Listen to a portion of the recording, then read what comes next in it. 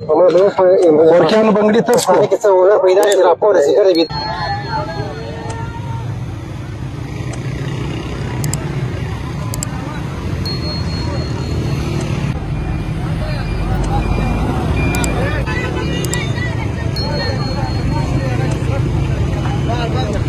अस्सलाम वालेकुम नाज़रीन, कैसे हैं आप सब लोग। उम्मीद करता हूँ आप ठीक होंगे, खैरियत से होंगे।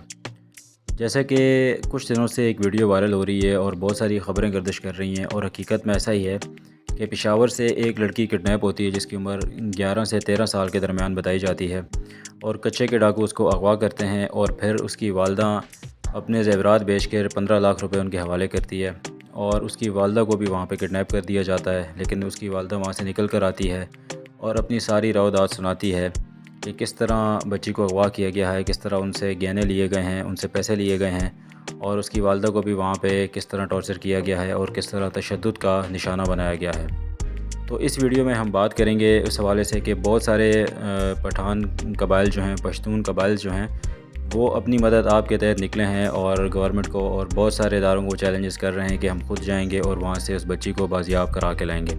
सोशल मीडिया पर ये वीडियोस गर्दिश कर रही हैं, कोई हमारी ख़ुद से कही गई बातें ये नहीं हैं। सोशल मीडिया पर आप देख सकते हैं कि किस तरह पश्तून जो कबाइल हैं बहुत सारे वो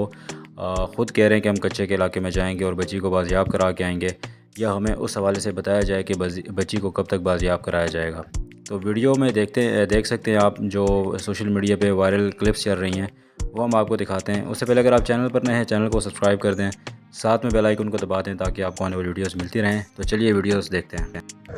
अस्सलाम वालेकुम। हिम्मत वکړئ پښتنو بس زما الفاظ خلاص وو دا الفاظ خو راته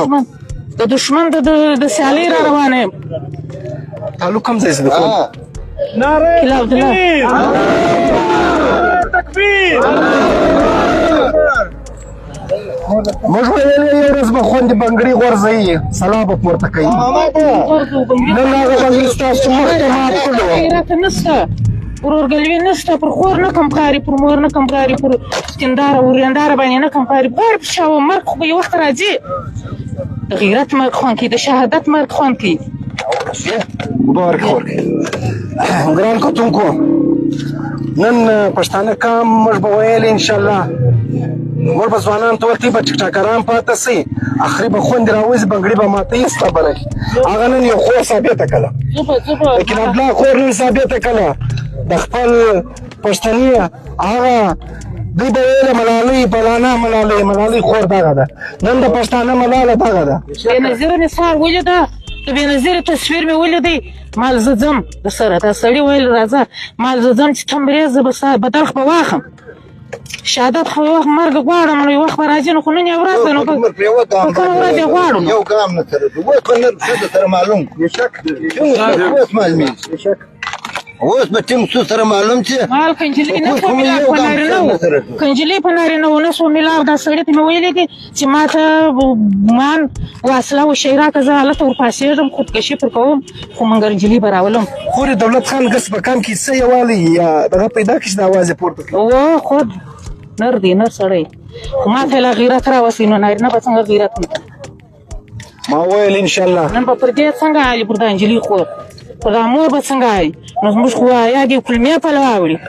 دا خو دا چا لور نه ده نو دا خو زموږ لور ده نو زموږ زړه اوس زموږ کلمې درد کوي